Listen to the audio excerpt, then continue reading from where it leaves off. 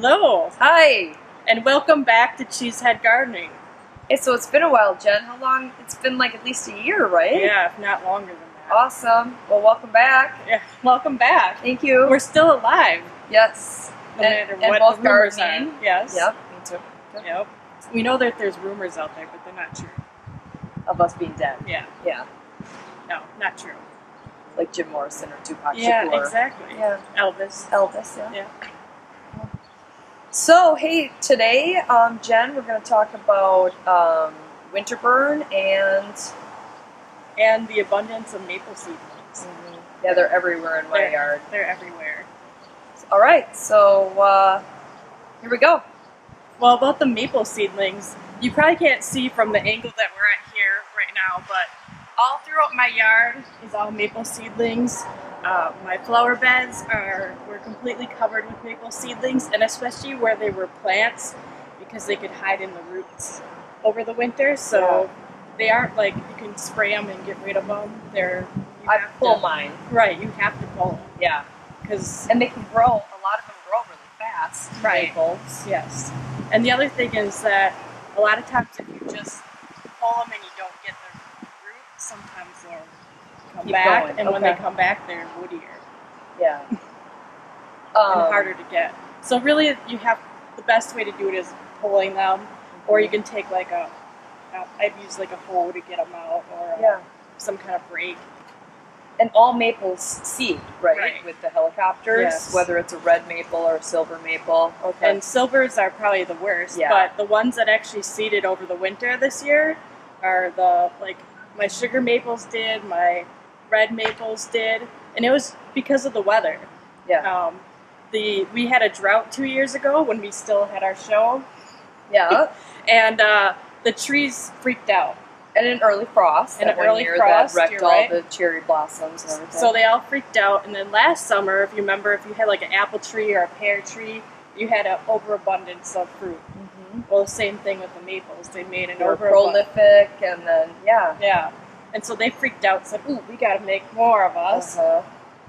And then the conditions in the winter were just right, because normally we have like a freeze-thaw. Right. And this year it was just freeze. And the snow cover kept them all safe, and now we have baby trees everywhere. I know, right? Trees are great, but not when you garden. Right. They're everywhere. Yeah. So how about, like, my neighbor has a bunch of them that came up from sugar maples, and can he just mow them? Yeah. And that's what, like right now, in our lawn here, that's what we're waiting for. I'm waiting for them to get tall enough that the mower can take care of them. Yeah. I'm used to the silver maples, and like every year I'll just pull those. Right. But oh my gosh, I would never plant a silver maple if I had the choice. Right, yes, because they have lots and lots of seeds. And they seed earlier than the other maples, so they tend to be like early summer that they start doing it. And they grow super fast, so then they're all the more abundant with helicopters. Right, yeah, exactly. Cool. Yeah, so I know that as I posted things on Facebook, a lot of you understood and were having the same problems, and and maybe it's time to start a tree farm. Yeah. Hey Jen. Yeah. So this winter, because it's been such a harsh, cold winter, I've seen a lot of winter burn everywhere, like all over the state, places I've been, I should say. And then I have some bushes that died. And so, I mean, there's different reasons, right? So it's the temperature. Yeah, a lot of times we've been kind of pushing zones a lot, and even like greenhouses and nurseries around here, because we have had such warm winters. They've been kind of pushing the zones and trying things that maybe wouldn't otherwise work in Wisconsin, and they've been working for years. Yeah. And then also we have the coldest winter we've had in it's a record. I don't know, at least 60, 70 Yeah, years. long time. Yeah, long time. And like, so one thing that's in a lower zone is like the eastern redbud, and which they're in Tennessee, Kentucky, they're real common, but they just barely make it here. Right. So I had a redbud that's about 2 years old, and it didn't come back this year. So yeah, and as I don't know if you can see in the back from my neighbors have a birch tree, and that did not make it. It kind of had some problems already last summer, though. We had that really bad ice storm last spring, winter. We had a really bad ice storm where everything iced, the branches all iced, and everything was kind of rain and snow mixed together. And that had kind of done its number on that tree, and then between that and then the harsh winter, it's sick. That pushes it over the edge. Exactly. And then there's bushes back there. I don't know if I kind of did a close up on it before. Okay. You probably can't see it from here, but there's some conifers and probably some arborvitaes or something like that that have the winter burn. And like I would think by now the arborvitaes, if they're not greening up, you can trim them. You can trim them. Okay. Yeah, there's certain bushes that still. Like, I know some people have the knockout roses, and it was a really hard year for roses also. Yeah. And a lot of the knockout roses, if you give it time, you'll have the dead on the top, but they're all starting to make their way back from the very bottom. Okay. So there's some things so the like ones on the top are pretty much knocked out. Right. Yeah. Okay. Yeah, so there's some things you might want to wait before you go and yank them right out. Yeah.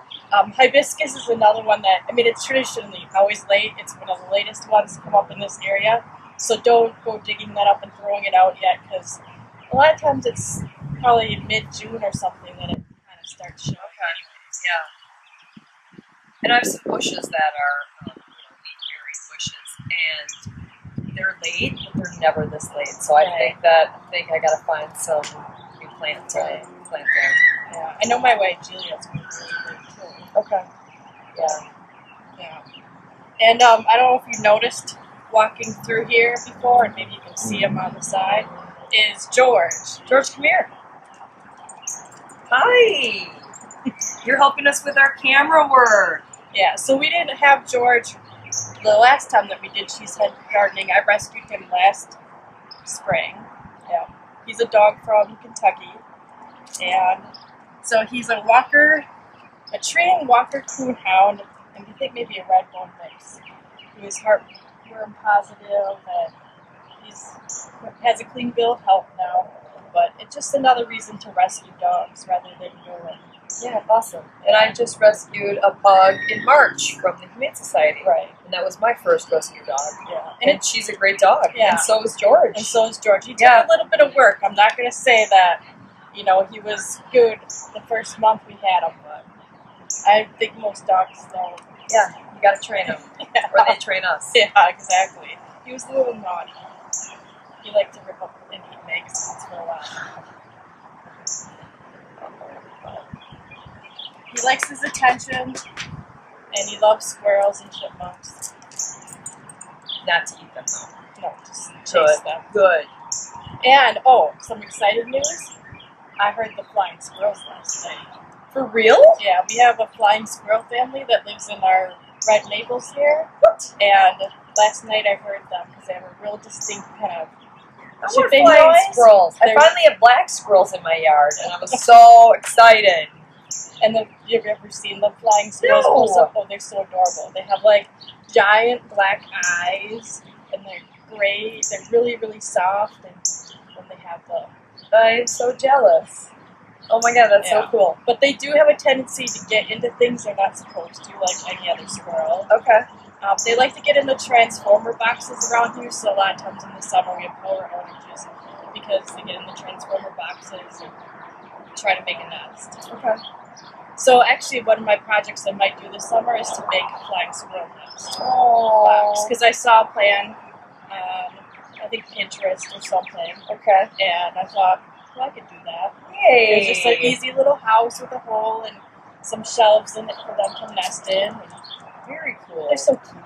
Yeah. But then I said, well, that's pets. Yeah. That's just crazy. That's crazy talk. Yeah.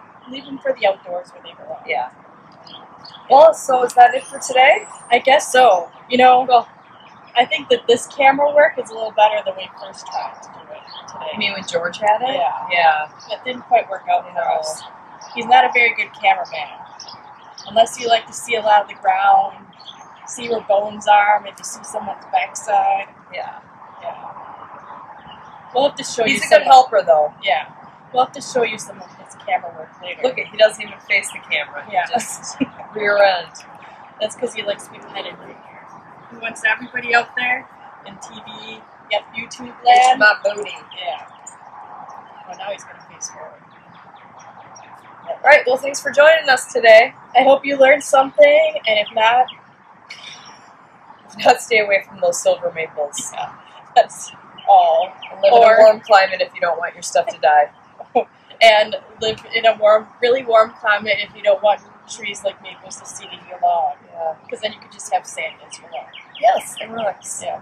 And palm trees. There you go. That's nice too. Yeah. And an ocean. Okay, now we're getting off topic, so Bye. until next time. We're always off topic. Yeah. So what is that? That's okay. Flowers. Yeah. For you. No thanks. I had enough of these. You don't want those? No, take your stupid trees.